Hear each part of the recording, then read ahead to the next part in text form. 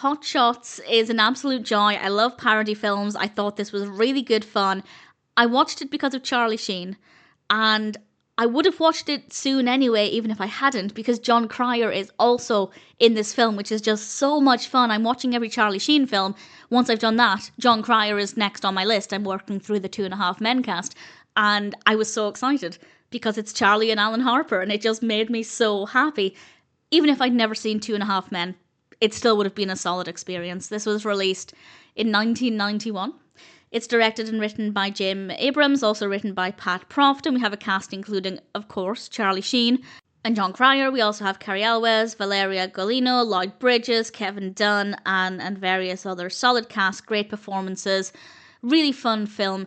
It's about a character called Topper, who is dealing with his father's death, and it's also about his relationships with various people. And I'll be honest, the story itself, which focuses on Topper and his character, I wasn't that interested in. It's not that the story didn't work or that the narrative wasn't that strong. I just didn't necessarily find it to be the most fascinating. But I did like the character of Topper, Charlie Sheen's character, and I was interested in following his story. So the specifics of the narrative, maybe not the most interesting for me, but it still worked really well. Also, I don't think I mentioned, but this is parodying Top Gun, first and foremost, and there are various other parodies.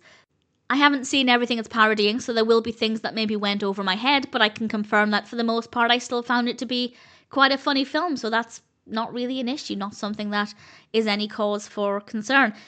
Sure, I didn't care for the specifics of the story, but the characters were great. I really cared for Topper, and I'd say definitely quite a funny film. Maybe not the most engaging throughout. Again, that goes back to the narrative, for me at least, not being the most fascinating, but the humour was always there, and Topper made it really interesting nevertheless.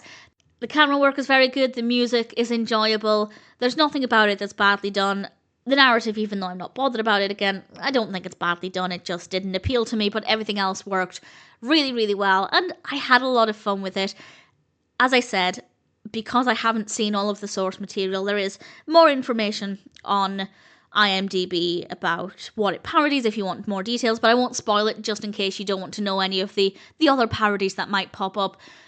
Had I had a stronger connection with a lot of those films, there may be aspects of this that maybe meant more to me, but again, as I said, I still found it to be really enjoyable, so that's not a huge issue, not something I'm overly concerned about. There is a sequel, of course, called Hot Shots 2 or Part 2, and I will be checking that out at some point. I haven't looked to see if it's readily available in the UK, but if the quality is anything like this first film, then I'm sure it'll be a decent experience, and needless to say, I'm happy to recommend the first Hot Shots. It's a pretty good film.